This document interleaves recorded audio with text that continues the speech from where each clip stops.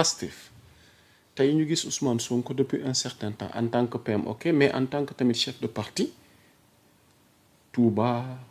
kër diine yi seeti Abbas mu mel ni famille patriotique bi parce que depuis un certain temps dañu gis ay division bi depuis crise bi am dafa mel ni léegi au sein de la famille patriotique dafa am léegi camp wu Diomaye am camp wu Sonko ñu gis ay DG yoo xamante ni mosuñu teel a génn affronter médias yi affronter askan wi ngir défendre tey seen leader mais tey rares sont les responsables de Pastef yi génn toog tey publiquement di mën a jël yenn position yi ba fa am na ñu leen di sànni xeer wala di leen wax ni est-ce que dañuy sàmm seen privilège ndax ragal décret bi nii ngeen di dundee tey famille patriotique bi tey ak échéance yi nekk suñu kanam nii tey Ousmane Sonko te mu nekk ci benn logique mu mel ni dafa bëgg a regrouper waat famille bi ci benn idéal boo xam ne yàgg nañ ko am mais est-ce que lu mën a nekk lu nar a sotti la ci contexte gii tey jii nii. mën na sotti kay ak mën a sotti Ousmane Sonko lenn rek moo ko mën a empêcher mu yegg fi mu jëm. mooy rabat d'arrêt bi. loolu kese moo ko mën a bloquer bu dul rabat d'arrêt bu ñu demoon élection 8h 8h05 mu gagné à plus de 70% élection yi jeex mais comme ñin jiite ñenn ci responsable ak privilège yi ñu am. coow li xew biir Pastef lan la. voilà amaguñu certitude ni dana bokkam du bokk wala ñi ngi dute ñi ngi comme gaa yaa ngi commencé di politique te comme Diomaye moo yor décret bi moo yor big bi du Sonko moo yor big bi de da ngay noppi wala nga def li Diomaye bëgg wala nga jóge fi léegi nag rayante bi dafa am jeu d'intérêt dafa am ñu nga xamante ni ci suuf la ñuy manifester seen mécontentement ci suuf lañ koy waxtaanee di ko ngun-nguni mais duñ ko wax mukk ci kaw duñ ko yéegee mukk ci kaw parce que yow lu tax nga yegg si fii nii da naan ci barke diw la barke Ousmane Sonko moo tax nga yegg si fii tey mais barke boobu après 1 an am keneen ku yore li lay barke boobu noonu am keneen ku yore big bii tax yow barke bi kon ne di ñëw du Ousmane Sonko moo la fay teg. Diomaye lay neex mu bàyyi la fa neexu la du la fa bàyyi te bis bu nu commencé di opposer di def mortal combat di dem front au mur. décret la Diomaye di def ñoom ñëpp jóge fa. maintenant privilège yi na amoon. ak compte bancaire yi nga xamante ne mën nañ ko jot a remplir. di préparer campagne mais boo leen dindee tu deviens faible Ousmane Sonko devient faible parce que lieutenant yi ko waroon topp xam nga campagne dafa metti dafa cher. yow bu fekkee ci gouvernement bi da nga am 100 lieutenant bu ne génnee par exemple 100 millions wala lieutenant bu ne teg ci taal benn 200 millions. mais boo demee campagne di nga sentir ni am nga opposant dëgg bu lay permettre nga am auto carburant. bu mën a parcourir tout le pays. mais ñooñu bu leen teelee wàccee mais mi ngi mel ni Sonko da nga koy déplumer parce que bu jëf jotee moom kese mooy mën a financer wa ilaa mu defaat nemmeeku tour mooy la jeunesse la diaspora sénégalais de l'extérieur yi financé waat pour que moom moo amaat doole. mais ñi fi toog tey seen problème lii la bu dee biir Pastef gi ma bokk. dafa am ñu yegg te mënuñu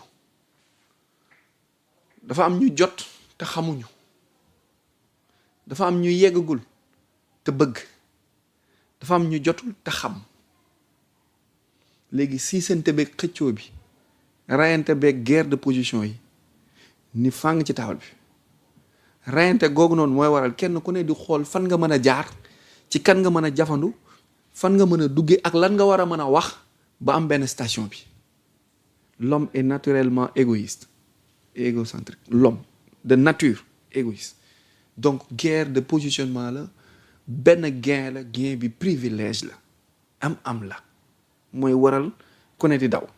Légui Sonko mo yey daw resserrer la grande famille. Dajale waat xoolaat point focaux yu mag yépp responsable politique, administratif ak religieux yépp mu dajalewaat leen autour d'un seul idéal pour ñu demaat au front parce que élection day am dans 1 an te Diomaye a le renseignement à 3 mois avant les élections dina mën a xam fan lay gagner ak fan lay perte ak fan la dul gagné ndax c'est le bon moment mu def élection wala c'est pas le bon moment mu def élection ndax c'est le bon moment mu tas assemblée bi wala c'est pas le bon moment mu tas assemblée ak bu ko tasee lan mooy xew ak zone bu ne ban leader nga fa war a mën a jël mu opposé leaderu Pastef mais am na leneen luy amaat biir Pastef encore mooy parallèle dina am ay liste parallèle dina am Ousmane Sonko wala Pastef dinañ décider benn candidat ci biir Pastef am ñu génn contester candidature boobu noonu dem jël seen candidature bopp te duñu far Diomaye duñu far ci Sonko muy fragiliser encore le système pastéfien loolu dina ñëwaat parce que Macky Sall wan na leen yoon bi. pour terminer foofu ndax mën nañ ci boole du lu nu souhaité ku mel ni man waaye tout peut arriver ci li ne sunu kanam tàggali koo am ci seen diggante ñoom ñaar. 2029 il peut maintenir 2029 mais mën na fa bañ a yegg sax de mën na fa bañ a yegg politique dafa doy waar de yaa Moussa. mën nañ xëy ci Diomaye la nar a jóge mën nañ xëy Sonko mooy gis ni kat tey. non Sonko jour bi mu waroon abandon jour bi mu waroon gedd bàyyi jour boobu weesu na fi mu toll nii Diomaye mën na xëy rek démettre ko Sonko jour bi mu waroon bàyyi moo doon le 8 da doon démissionné dañ cay jàpp mu toog parce que politiquement bu démissionné du baax warul démissionné Sonko warul démissionné na toog parce que moom lañ yaakaar moom la nga lay yaakaar su démissionné il va tout perdre il va rester léegi Diomaye étant séeréer ak xaritoog ngor bëgg na ko parce que ñi ngi koy wax ci nopp yi mais mënugu ko wax ma mënu ko de mais mënugu ko parce que taxagul gisagul lu war a tax mu def dissoudre le gouvernement daal di wàccee Ousmane Sonko loolu yaa Moussa bu ko defee dina doy waar de loolu dina ñëw de. noonu baax na on va essayer d'avancer soxna tuuti di nuyuwaat internautes yi dinaa ñëw ci yéen bu leen fàtte seeni question yi ngeen bëgg a jagleel Arona ak suggestion yi ngeen am pour luy gën a jëmale jotaay waxtaan wi kanam te bu leen fàtte di ko yaatal tamit. alors Arona xam naa damay dugg ci géopolitique bi mais buntu gi ma ciy duggee d'abord moom mooy le président de la République Bassirou Diomaye Diakhar Faye. ku ne gis na ni depuis démb mu quitté Dakar ci suba Ousmane Sonko daal koy gunge ak délégation yi ñu àndaloon mu war a dem nag def benn tournée importante fële ca Moyen-Orient mu war a dem Koweït ak Émirats arabes unis waaye ku ne xam na ni maanaam mission diplomatique boobu mi ngi war a tàmbali bésu tey le 12 le 14 ba le voilà donc diggante le 12 au 14 janvier durant ñetti fan yooyu ku ne ngeen xam ni le chef de l'État dafa war a am ay entretien de haut niveau visant à consolider les relations bilatérales entre Dakar et Koweït City mu mel ni nag ñaari dëkk yi dañu fas yéene lëkkaloo ngir def li nga xamante ni mooy ay perspectives yees ci wàllu coopération ci domaine yi stratégique yi bëri Ousmane Sonko demoon na fa su ma juumul ci régime gi ñetteel yoon moo nekk nii suñu njiit yi di dem foofu ca Émirats arabes unis Arona lan moo war a wundu visite yu bëri yi ci si peu de temps ak jubluwaay bi lan la. est-ce que seeti wuñu Karim Wade est-ce que demuñu seeti Karim Wade dégg de est-ce que Karim il contribue beaucoup de daf ko dul def devant les caméras rek mais il contribue beaucoup pour la réussite de la politique de Diomaye Karim Wade te comme en quelque sorte c'est un homme bien écouté dans le Moyen-Orient mooy dans la zone arabique bi ils peuvent se donner des rendez-vous ils peuvent se parler d'affaires d'économie et de perspectives mais li ma jaaxal li ñu ci wundu mooy normalement Sonko moo waroon dem du Diomaye moo waroon dem donc qu'est-ce qui s'est passé entre-temps ba Diomaye dem dans le Moyen-Orient bon mais Sonko laa gënoon gis mu dem parce que bi mu demee léegi motul 2 mois donc bu Diomaye demee aussi mooy y a le secret d'État foofu moom il va falloir attendre quelques jours wala quelques semaines quelques mois pour xam réellement le but de ce voyage waaw le but de ce voyage il faut attendre encore quelques jours pour savoir réellement le but de ce voyage parce que Sonko bi mu fa jógee yàggul donc Diomaye ñëw dem fa moom tamit on peut parler de nouvelles technologies on peut parler de sciences de technique mais on peut parler surtout de pétrole on peut parler de pétrole. Le Sénégal su ma juumul a le gaz bleu l'un des rares gaz yi nga xamante ni d'ici 2030 moom la Europe bi yëpp di alimenté wu. te bizarrement discours fin d'année wu Diomaye dégguma fu Diomaye waxee son excellence dégguma fu mu waxee sur le pétrole et le gaz. Et que cette année on devrait normalement parler de pétrole et de gaz parce que commencé woon na def recette pétrole bi branché nañ ko samp nañ pipeline si commencé nañ manque on est en 2025 option bi 2024 la woon léegi 2025 parce que les plus grands bénéfices c'est en 2028 mais 2025 diggoon nañ te waxoon nañ ni pétrole bi à partir de 2025 donte bu dee 100 milliards sax war naa dugg suñuy kees mais digguma fenn fu nu tuddee le pétrole sénégalais ak le gaz waxuñu ko fenn ni Ousmane Sonko ni Diomaye discours à la nation fin d'année bi Diomaye waxul le pétrole son excellence tuddul fenn le pétrole tuddul fenn le gaz waxul recette waxul li ñu am waxul li ñu fay entreprise waxul entreprise lu ñu fay waxul bénéfice waxul sax fonds de souveraineté pour la génération future waxuñu daara ana xaalis pétrole bi yaa Moussa. delloowaat naa la laaj ana xaalis pétrole bi surtout ku xam pétrole ak ni mu yëngalee àddina. ana xaalis pétrole beeg gaz bi laaj naa la ko. yaa Moussa. dégguñu ko de. waxuñu nu dara ci pétrole beeg gaz bi te ñun loolu heure bii fii ñu toll nii mënoon nañoo dimbali ci lu bari nit ñaa ngi xëy duñu fayeku. nit ñaa ngi liggéey ba weer dee duñu fayeku ñi ngi tëj ay fonds ay compte entreprise ñi ngi téye ay fonds entreprise ñi ngi ay sociétés ngi daanu ay PME yi ngi daanu di tëj entreprise yu mag yi ak entrepreneurs yu mag yaa ngi dem Guinée di dem ci yeneen dëkk yi bailleurs yaa ngi dem di financer si yeneen dëkk mais où se trouve le problème pourquoi le Sénégal moom nar a nekk ci benn pente bu nga xamante ni on a quelque chose bu ñu war a mën a permettre ñu am garantie surtout que on rentre bientôt dans une guerre monétaire le monde va être secoué sera secoué par une guerre monétaire suba 2027 ba 2020 ba 2030 narul ñoo am xaalis àdduna bi narul am xaalis doo gis xaalis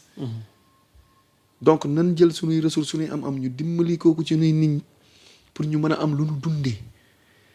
dinañ toll fu nga xamante ne boo deful nànk nit dina wër xaalis du ko gis bëgg xaalis te du ko gis donc yooyu yëpp ñu war ci mën a anticiper. surtout que à rappeler sax on a eu une production record de 36 millions de barils de pétrole brut donc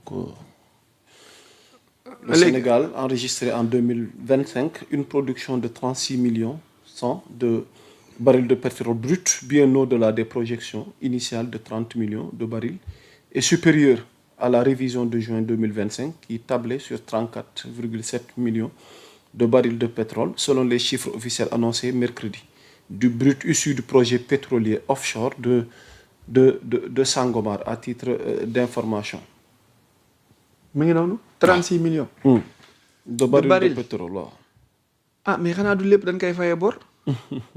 wala gisoo ni jot na comment il s'appelle le ministre encore te mu nekk Thiès. an Birame Souleye. jot na Birame Souleye génn ci télé bi ak rajo yi Birame Souleye on t'interpelle nga ñëw ngir yàlla nga wax ñu le pétrole sénégalais le gaz sénégalais fan lañ ci toll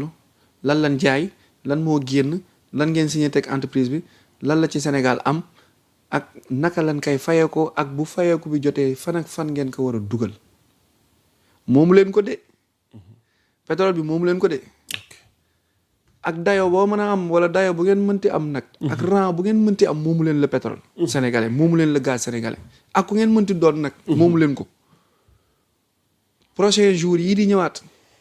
bu nu yàlla mayee tal ak fekkee dinañ ci defaat ay analyse encore ak ay sorties parce que ñoo ko bokk ñun ñoo ko moom kenn ëppaliwu ci kenn litre donc wax leen nu fu xaalisu pétrole bi ne on veut savoir et on a le droit de savoir parce que mënunoo continuer Côte d'Ivoire dina lebal xaalis France dina lebal xaalis Macky Sall nekk en quelque sorte carnet d'adresse su Diomaye ñii dem di lijjanti di indi ci ay taux yu élevé yu nga xamante ne bu fayeeku jotee doo xam nan la leen koy fayee ko pendant ce temps ñu am ressource bu nga xamante ne war nañoo mën a servir de garantie mais le gouvernement sénégalais ne communique pas aux Sénégalais yéen ci seen alal gi fu mu ne. ok du yoon. on va essayer d'avancer ci pétrole googu la ñuy des ngir mën a par ricochet dugg ci actualité internationale bi ginnaaw bu ñu paree ci tukki jomaay bi coowal pétrole googu yemul rek ci réew mi nga bëgg ñu indil la ci transparence ak leeral waaye dañuy jàll ba ca Venezuela diggante mook États-Unis Arona keroog am na fu ñu tàmbali woon alors aujourd'hui yaa ngi yëg ni chaque mois tu es au courant que chaque mois le ministre ou bien le ministère day communiquer sur le pétrole ak xaalis bi yëpp en tant que journaliste.